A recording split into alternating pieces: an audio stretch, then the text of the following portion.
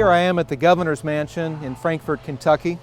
It's overlooking the beautiful Kentucky River, built in 1914 at just a cost of less than $100,000.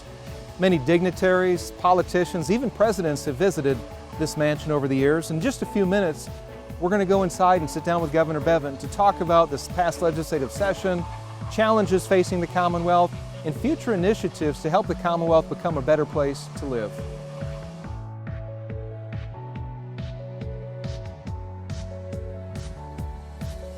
Welcome to the special Commonwealth Policy Center presentation with Governor Matt Bevin. Thanks for joining us. We're here to talk about a number of issues that were dealt with in the General Assembly, challenges facing Kentucky, and future initiatives to make Kentucky a better place. Governor, welcome to the program. Thank you. Thank you for being here with us. Great to have you on. This last legislative session was, I think if I use the word ambitious, that'd be an understatement. 130 bills, as I understand it, more than that, had passed into law. And they weren't just small bills, but they were significant, systemic change bills regarding economic policy. We had the right to work and prevailing wage. We saw social issues like ProLife Legislation. And there were religious freedom bills as well that were addressed, and a whole lot of bills in between there. But I want to kick off with a very important foundational issue as I see it. And quite frankly, many people across Kentucky see the right to life as a foundational issue. It's the first right that we're guaranteed. The Constitution secures it. The Declaration of Independence speaks of it. But there were two pro-life bills that were enacted. One was the ultrasound bill that required abortionists to show the ultrasound picture of the unborn child before the woman has an abortion. The other was a 20-week abortion ban. And then the legislature, and you signed into law the defunding of Planned Parenthood, the state portion. Anyway, is there anything else that can be done, Governor, when it comes to pro-life initiatives and for Kentucky to embrace a culture of life? I think it is important. I'm unapologetically pro-life. I've used that term and that statement from when I first ran to every moment that I've been governor. I truly believe in the sanctity of human life. I think it is a God-given gift. It is a right. The right to life, as our founders recognized, is something endowed by our Creator. And to that end, it is something we should all strive toward ensuring is available to everyone. I think these pieces of legislation certainly go a long way. Myself and any number of other folks would like to see that life was even more well protected than even this allows. But within the context of the existing laws in America and the responsibilities we have to follow the law even when we don't like it, this allows us to, I think, take the absolute full advantage of what is able to be taken advantage of in terms of protecting human life. So the requiring of an ultrasound. If the argument is that we want women to be informed, to be able to make informed decisions about their bodies, then indeed, when considering an abortion, understanding all that is medically available to you, technologically available to you, would seem to me something that should be non-controversial. Yeah. And yet some, frankly, are opposed to it simply because they don't want women to be informed. They say they do, but they don't really. And so we are requiring that. Women are not forced to look at an ultrasound, but they're given that right. They're required to be offered that now by doctors. And then as it relates to the 20-week ban, now no abortions can be performed beyond the 20th week here in Kentucky. And as it relates to the funding for Planned Parenthood, it simply puts them at the back of the line. There are dozens and dozens, scores, probably well over 100, I think 150 different organizations that help women's health and treat issues that women have and or provide information, etc. And so the monies that come in to be used for women's health issues will be disseminated in a priority manner with Planned Parenthood being at the back of the line. That's right. You consider yourself a consistent pro-life conservative, if I could I don't want to put words in your mouth, but you're pro-life at the beginning of life and the womb, but then also once a child comes into the world, sure. You're for taking care of the least of these as well. Kentucky has more than 8,000 children in foster care. You'd said recently that this was a driving issue for you to get into the governor's race. You hired an adoption czar, Dan Dumas, and he's undertaking a number of steps to streamline adoption and foster care. What goals do you have to reduce the number of children in foster care? Maybe goals isn't the right way to put it, but what steps are you taking? What things do you see that can be done to make foster care, to streamline it and improve the system? Sure. I mean, there's so much room for improvement, sadly. Not only in Kentucky, but everywhere in America. There's not a state anywhere that very effectively or as fully as they would like addresses the need for foster and adoption care in their states. So I want Kentucky to become the best version of itself possible. I want, without question, for us to be the gold standard. But the primary driver behind it is because I want our children to be well cared for. We have more than 8,000 children in our foster care system. Mm-hmm. That is way too many. There'll always be some number who are placed in homes outside of that which they were born into. But the number of 8,000 is too high. We have children waiting on average almost 3 years to be adopted that are able to be adopted, wanting to be adopted. And it should not take that long either. There's so much bureaucracy. I wear this pin about cutting red tape. It's a pair of scissors and cutting through some red tape. And this is something we need to do on this and other fronts as well. It is very personal to me, as you know. 4 of my 9 children are adopted. This is something that's near and dear to us. We had interface years ago with the foster care system and the adoption process in Kentucky and the bureaucracy of it and the fact that we already had 5 children and it was determined that that was too many, that we shouldn't be allowed to have another child. These kind of rules, they serve no constructive purpose. Yeah. They come at the expense of the children. And even as we sit down to film this, 2 nights ago, a 7-year-old child was sitting in his home in Kentucky, in Louisville, and was killed by a stray bullet that came in through a window. I mean, this is life at every turn is precious. And all of the snarky people who want to assume that conservatives only want to save babies and they don't care what happens to them, nonsense. I have 4 of my 9 children, as I noted, were not born to us. But I believe in adoption. I believe in giving children an opportunity to have a full and well-developed and protected life as they turn into adults. But then also for people at the latter years of their life. From beginning to end, from conception to the grave, we truly have an obligation, I believe, to protect those among us who are most vulnerable. And at the beginning and end of life is when humans are, frankly, the most vulnerable. One of the complaints that potential foster care parents have are the applications and the whole process. I heard your story of how difficult and intruding it was into your personal lives, which you want to know something about the foster parents, but it was a very lengthy process, probably went into more detail than what it should have. Are you going to take more steps, or is your agency going to take more steps to reduce some of that burdensome paperwork? Yes, we're trying to streamline the process. We want it to be simple and easy. We want it to be safe for the children. We want it to be ultimately a successful process for the child. The child needs to be put forward above all else, above the bureaucracy, above the biological parents, above the legal system, above some paper pusher in some office somewhere, above somebody trying to make $1 off this. The child must be preeminent, period. And that all else should fall behind that, making it simple, streamlined, efficient, less invasive, less intrusive, less expensive. That is what we're working toward. One of the reasons that I'm bringing Dan Dumas in is to be able to work with our Cabinet for Health and Family Services, work with our Department of Community-Based Services, work with all the outside organizations, from the Casey Family Foundation, the Annie Casey Foundation, Save the Children, Focus on the Family, the Dave Thomas Foundation, so many good outside groups all wanting to help, saying, how can we help?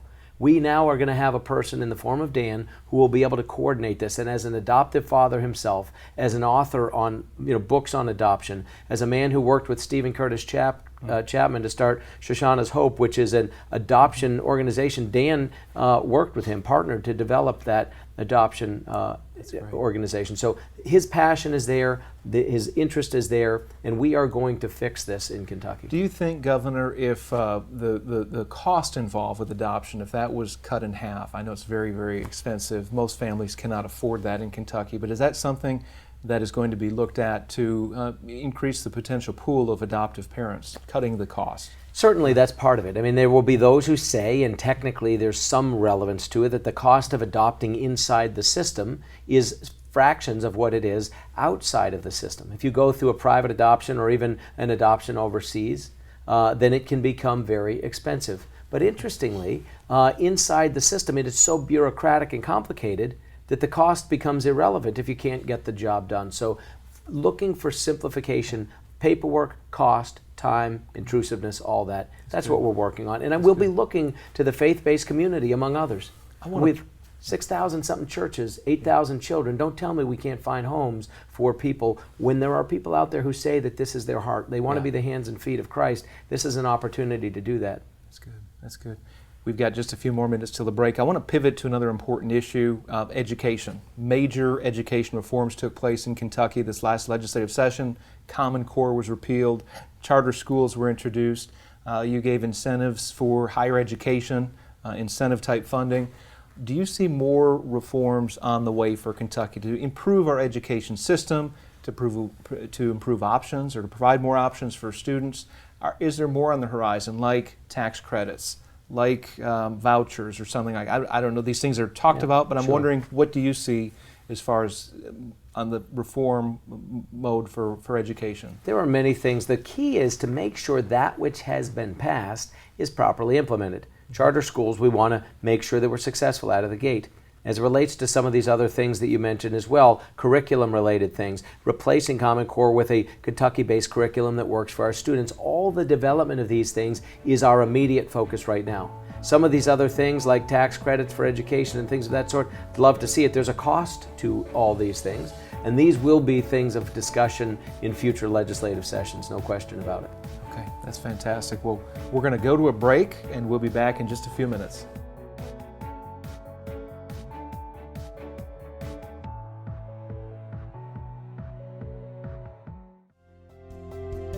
This political season is one of the most revealing in recent memory. It's caused us to realize just how divided we are as a nation and as a state. There is no doubt that we are in a great battle for the moral landscape of our state and our nation. This has caused many to be fearful for today and for generations to come. We're also learning just how many people are dependent on the government.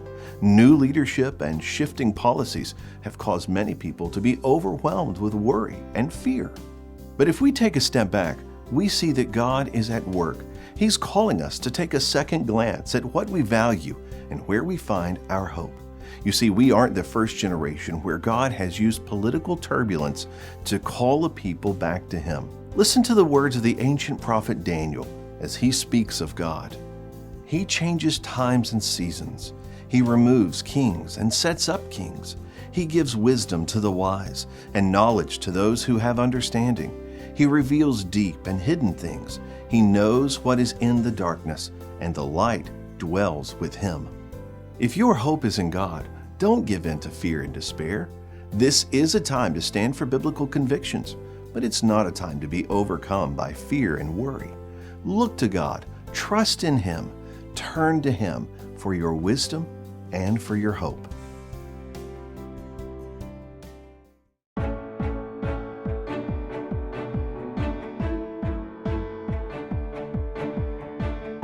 Welcome back to the special presentation by the Commonwealth Policy Center with Governor Matt Bevin.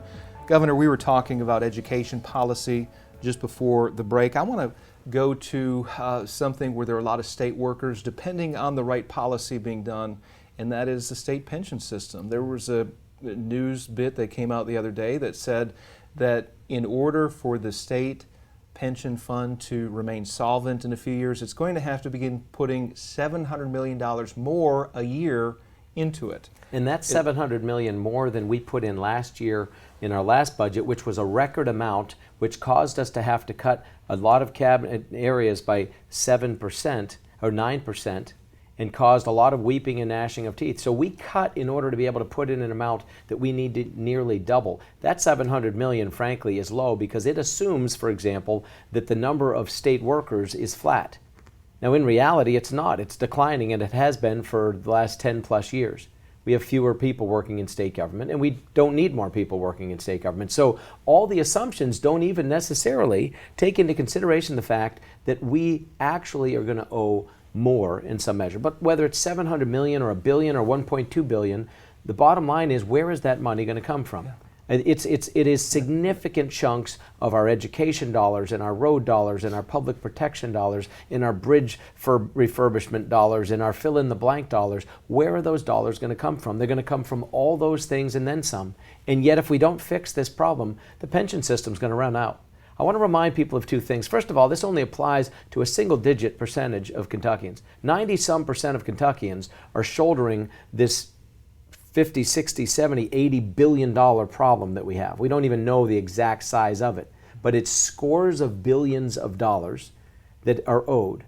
And it is being shouldered by 90-some% of the people for whom they get no benefit from this. But we have a legal and a moral obligation to the handful, the some percent, that do have pensions from the state. Those that are in KERS, for example, that money is going to run out in about 4 years. It doesn't matter. If we don't do anything, if we don't make changes, the checks will literally have no money at the other end of them. They may come, but there'll be nothing to cash them against. We could sell every state park, every building, every piece of equipment, every piece of art, every car, everything the state owns, everything. And it wouldn't even begin to fulfill the hole that we have in this pension obligation. So some change has to come. Our legislators are going to have to wrestle with this. So what I'm hearing from you is budgets are going to have to be cut across the board. But what kind of... Or we have to make some dramatic changes to our pension system. And so the question I would ask folks, and especially the 90-some% of folks who don't even have a pension but are funding all this, should we make changes to the pension system, or should we raise taxes on everybody to the tune of billions and billions and billions of dollars to be able to pay for this? The bottom line is administrations before mine made promise after promise after promise. They kicked the can down the road and kicked it down the road and kicked it down the road. And they created a problem for 1,000 reasons that should not have been created. We're forced to deal with it now, and hard decisions are going to have to be made. There's been talk of a special session sometime later this year. Yes. Is this an issue that would be addressed during the special session? Absolutely. This would be the purpose of the special session, would be for taxes and pension. And they have to be done together because they work hand in glove. And what we do or don't do on the pension front will determine what we must do or not do when we get to the budget session next year. One of the things I hear a lot about is tax modernization. Our tax code apparently was built for the 1950s, 60s, when we had a manufacturing economy. We don't have that manufacturing base anymore, although we've seen a boost lately. Actually. We do, but it is a very antiquated approach to taxation. So what does modernization look like? Looks like several things. First of all, get rid of the inventory tax, because if we are going to be a manufacturing hub for America, and we're the number 3 producer of automotive, number 2 producer of aviation-related parts. Aviation is the number 1 contributor to our state GDP. Do you realize we produce more parts for the aviation industry, and more dollars are generated than in the next 4 areas combined? Automotives, people know about the cars. We make Corvettes and Ford trucks and Toyotas here in the state. That accounts for $3.3 billion worth of the state's GDP. The aerospace is $10.9 billion, more than 3 times as much. So these areas we're producing, why would we tax inventory? We're a logistical hub with UPS and DHL and Amazon. Why would we tax inventory when people want inventory here to be able to ship it out? So we got to get rid of the inventory tax. We've got to get rid of the death tax. That's a nonsensical tax in some respects. We drive people who have means out of this state, encouraging them to move to Florida, taking their money and their families with them. These are very antiquated things that need to be addressed. Could I jump in on the estate tax? That was something that you listed in your blueprint for a better Kentucky as one of the top things that you would do is you'd repeal the estate tax, otherwise known as the death tax. What do you say to people who say, well, that just favors the rich? It's for people who have resources, they've saved money. How do you respond to that? There's 2 things I would say. Number 1, there's some truth to that, but also many people that are considered rich may not be the people that people are thinking of. For example, let's say you're a person who has liquid money. You've saved it, it's in stocks, it's in cash, etc. If they have earned it and it's after-tax money, why do we want them to go to Florida with it? Why do we want them to take it and their families away? That money will never get redeployed here. It won't get invested in companies here. It won't be buying goods and services in this state. That's crazy. We don't want those people to leave. We want them and their children and grandchildren to stay in Kentucky. But number 2, let's imagine you have a farm that the government says is worth $10 million. As land values have increased, your family's had it for 200 years. Now there's a death in the family. The first $5 million is tax-free. The second $5 million, the government's going to take 16% of it. So what is that, like $900,000? So you have to come up with $900,000 that you have to come up with, or whatever the number is. I think that's probably about right. So close to $1 million you need to write a check to the government for just to be able to keep your land. You literally have to sell your land in order to be able to keep some of it. That's the stuff that should not happen. This is land that's owned free and clear after taxes have been paid.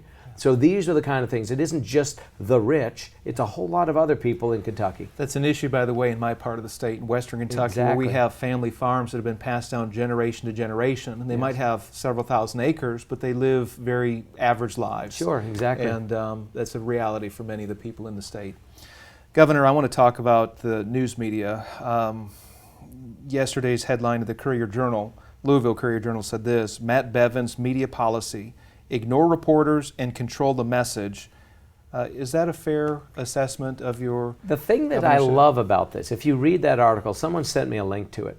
The thing that I find absolutely humorous is people say with a straight face that it's irresponsible of me to talk directly to the people, that it's my obligation to filter it through a handful of them first, as if somehow the people of Kentucky are not intelligent enough to be able to hear from me and make their own conclusions, that it somehow has to be rejiggered by the journalists before the people will be able to understand. It is such an insult. It's why newspapers, traditional newspapers, especially the big ones that are owned by, Gannett owns the Courier-Journal. That's a company based in Virginia. McClatchy owns the Herald-Leader. They're based in California. They don't give a rip about Kentucky. They don't care about Kentucky. They're not rooting for Kentucky.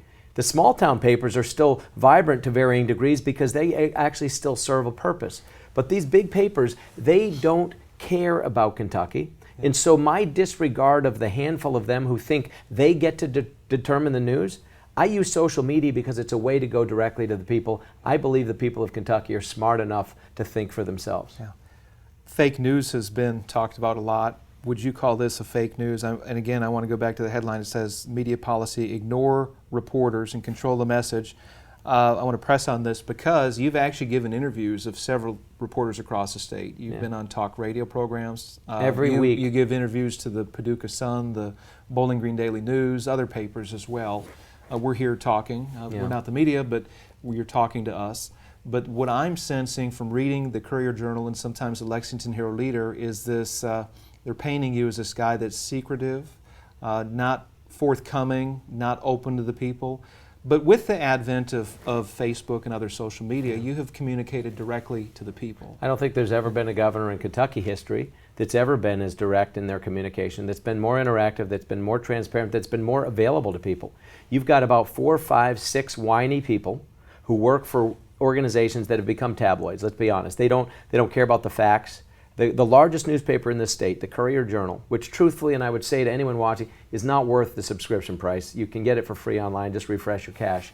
But the fact is, you can literally take that newspaper and disregard it because we $1.3 billion investment in Eastern Kentucky. Yeah. Largest investment ever in the history of Appalachia, third largest deal in the history of Kentucky. They didn't even write about it. Why? Because the CEO said he's here because of right-to-work legislation. Had we not passed right-to-work legislation, which the Courier-Journal was adamantly opposed to, then in fact they would not have come. So they just pretend that doesn't happen. That's what they're frustrated with, is they don't now get to invent the news. They don't get to decide what people hear or not hear. So they resent social media. I'm going to continue to use social media. And I honestly wouldn't even worry about articles like that. I don't.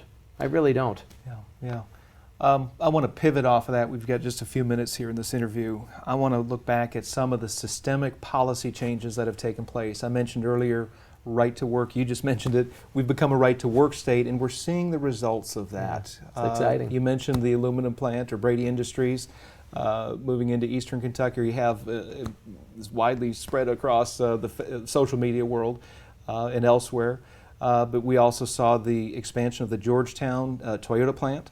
Yes. $1.3 billion investment there. Amazon, $1.5 billion. That's right. The Apple making the announcement coming into Harrodsburg. So we're seeing major investments that in a number of cases it can be linked to the right to work legislation. Prevailing wage Prevailing wage, repealing that alone, that one piece of legislation, the repealing of the prevailing wage will save our municipalities, our school districts, our local jurisdictions between $125 and $135 million a year conservatively. We've already seen tens of millions of dollars saved in contracts that would have been overly inflated in terms of the cost. It's exciting. Even the cleaning of the Capitol we are able to do now at a cheaper price, and it'll be no less effective. In fact, we have more people able to compete now for this. So we get better work at a lower price. What's not to love? I think these things are good, and I would be remiss if I did not tip my hat to our legislature, our House and our Senate, who did a good job to work on all of these pieces of legislation that we've been talking about. That's good. That's good. You're streamlining government too. Your red tape reduction initiative, reduction of the boards and commissions. So we're seeing the streamlining of government. We're seeing systemic change. But I want to go to the people of Kentucky. People are looking to government, and sometimes people look far too often to government. What can government do for me? But what would you say to the people? You are making systemic changes here, you and the Republican-controlled legislature, but what would you ask of the people of Kentucky to do to make us, as you would say, the best version of ourselves? Yeah, I mean, it's a simple process. A government of and by and for the people only works if the people are engaged. So I would say to everybody watching, every single individual who is tuning into this, everybody who has the chance to share this with others, be engaged, step up, take ownership of government, encourage good people to run. Be the people who would consider running yourselves. If people have the ability to step forward, people who are accomplished, who understand how the wealth of Kentucky and of the nation is created, and are willing to be public servants, putting themselves at the back of the line behind the public for a finite period of time, step forward and serve on a school board, as a local magistrate, as a county judge executive, as a state representative, as a governor, whatever the case might be. We need men and women who are well-principled, foundationally solid people to step up and run, and to support those that do. Be engaged. Don't just complain about people who don't run, complain about people who do run and just complain. Be doers and come alongside men and women of action. That's a good word. And on that note, we're going to close. Governor Bevin, thank you so much for joining us. Thank you. Always good to see you. God bless you. Thank you. The Commonwealth Policy Center is a 501c4 public policy group helping Kentuckians value life, protect natural marriage, defend religious liberty, and promote fiscal integrity. For more information, visit commonwealthpolicycenter.org.